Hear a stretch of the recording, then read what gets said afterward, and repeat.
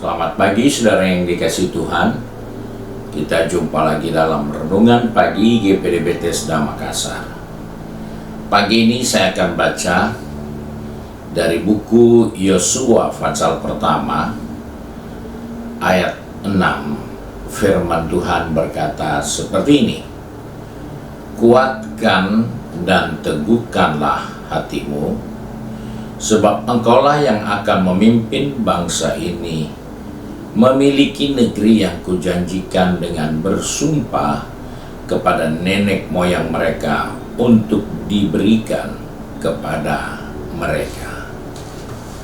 Puji Tuhan, kita menjumpai suatu nasihat firman Tuhan untuk saya dan saudara. Ada hal yang penting untuk melihat janji-janji Tuhan atas kehidupan kita. Maka dikatakan, kuatkan dan teguhkanlah hatimu. Kuatkan dan teguhkan hati, ini penting. Saya katakan demikian karena dalam peristiwa ini sampai 3 kali nasihat firman Tuhan kepada Yosua, kuatkan dan teguhkan hatimu. Ayat 6 tadi katakan, kuatkan dan teguhkanlah hatimu. Ayat 7 pun katakan hanya kuatkan dan teguhkanlah hatimu dengan sungguh-sungguh. Bahkan ayat 9 dikatakan lagi, bukankah telah kuperintahkan kepadamu, kuatkan dan teguhkanlah hatimu. Di sini kita melihat betapa pentingnya kita menyadari bahwa kita akan mengalami banyak masalah. Tetapi di dalam pergumulan dan masalah kita jangan lupa kita punya kesempatan untuk tetap kuat. Karena di dalam kehidupan ini ada banyak orang yang kemudian menyerah. Padahal dia tidak sadar apa yang Alkitab katakan, kuatkan hatimu. Itu artinya kita akan diberi kekuatan oleh Tuhan di tengah kesulitan. Jadi kita nggak boleh menyerah. Karena artinya kita diperkuat oleh Tuhan di tengah pergumulan, di tengah masalah yang kita harus hadapi.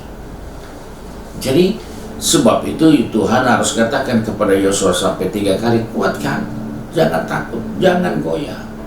Karena kau pasti diberi kekuatan oleh Tuhan supaya kau bisa menghadapi semua tugas tanggung jawab yang diberikan kepadamu. Sebab itu menjadi kuat itu bukan usaha kita semata-mata, tapi ada Tuhan yang terlibat di dalam kehidupan kita. Dan yang kedua artinya bahwa kita harus meneguhkan hati kita, teguh. Apapun yang mau terjadi kita tetap teguh bahwa Tuhan itu akan beri kekuatan kepadaku. Sebagaimana Paulus katakan, aku cakap menanggung segala sesuatu di dalam Tuhan yang beri kekuatan kepadaku. Jadi kita diingatkan, kenapa kita harus kuat? Karena memang kita akan menerima kekuatan, kita akan menerima kemampuan yang datangnya dari Tuhan. Karena Dia akan meneguhkan kita dan akan mengokohkan kita. Ini hal yang tidak boleh dilupakan. Tuhan mengokohkan kita, Tuhan menguatkan kita, bahkan arti yang ketiga, Dia tidak melepaskan kita. Memang kita yang harus berhadapan dengan masalah, tapi ingatkan dirimu, di balik masalah ini ada tangan Tuhan yang kuat, tidak pernah lepas kamu. Itulah kekuatan yang harus kita jaga dalam diri kita. Karena di dalam segala hal Tuhan tidak pernah tinggalkan kita. Tuhan tidak pernah biarkan kita. Tangan yang kuat selalu menopang kita. Bertahan, karena Dia tidak pernah melepaskan kita. Bahkan yang keempat, artinya Dia memberi kekuatan pada batin kita. Luar biasa. Tuhan berkata kepada Yosua, bukan sekedar lip service untuk membuat Yosua rasa nyaman, tapi Tuhan sudah membuktikan ketika Yosua tetap bertahan di tengah banyaknya beban, masalah, tekanan yang dia harus hadapi. Tuhan buktikan bahwa Tuhan tidak tinggalkan dia. Tuhan buktikan bahwa kekuatan batin Yosua tetap ada dan memberi kemampuan bagi dia. Tuhan membuktikan kepada kita bahwa Tuhan yang membuat Yosua tetap kuat. Sampai di hari tuanya, Yosua masih punya kekuatan yang sama seperti waktu dia masih muda. Itu adalah bukti bahwa ketika kita berkuat, bertahan, memperkuatkan diri kita, Tuhan terlibat di dalamnya. Jangan kita menyerah di tengah jalan, karena Tuhan tidak pernah lepaskan kita. Tuhan tidak pernah biarkan kita. Karena di dalam Alkitab ini, kata kuat itu ada 290 kali. Berarti orang percaya yang hidup di dalam Tuhan, engkau punya kekuatan yang ada dan harus digunakan, dipakai untuk bertahan. Karena Tuhan tidak pernah lepaskan kita. Tuhan selalu mau meneguhkan kita.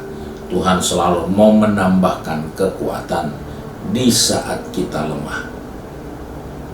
Inilah yang diingatkan Tuhan kepada kita, bahwa orang-orang muda boleh jatuh, lemah, dan lesu, tetapi orang-orang yang menantikan Tuhan akan menambah kekuatannya. Mereka akan terus terbang, makin lama makin tinggi, seperti Raja Wali. Oleh sebab itu, kita yang harus memberi peluang itu. Jangan lemah, tetap kuat. Kekuatan yang dari Tuhan itu akan datang di saat kita bertahan, di saat kita mau tetap kuat. Tapi kalau kita sendiri yang mau lemah, Tuhan tidak akan beri kekuatan kepada kita. Tapi ketika kita mau tetap bertahan di tengah keterbatasan kita, tetap bertahan, maka kekuatan Tuhan akan dilimpahkan atas kehidupan kita. Tuhan berkati kita. Mari kita satu dalam doa. Kami mengucap syukur kepadamu Tuhan, bahwa Engkau mengingatkan kepada kami supaya kami tetap kuat. Kami tidak boleh lemah, kami tidak boleh goyah, karena kami sadar kekuatan kami ada di dalam Tuhan. Sebab Tuhan pegang tangan kami, atur langkah kaki kami, supaya menjalani kehidupan ini kami tetap kuat, kami tetap tegar, karena kami percaya Tuhan tidak pernah melepaskan kami. Ada tangan yang kuat selalu menopang kami. Bapa, tolong anak-anak yang sudah pergi bekerja, berbisnis, studi, maupun sudah dalam pengabdian di rumah tangga, maupun dalam tugas tanggung jawab sebagai alat negara, sebagai alat kesehatan, sebagai alat yang digunakan oleh pemerintah untuk mengabdikan diri. Tuhan tolong kami supaya kami tetap kuat, dan kekuatan Tuhan yang membuat kami terus bertahan sesuai dengan kehendak rencana-Mu. Terima kasih ya Tuhan. Kami bersyukur, kami berdoa di dalam berkat nama Tuhan Yesus Kristus. Haleluya. Amin. Puji Tuhan. Tuhan Yesus memberkati kita dan selamat pagi.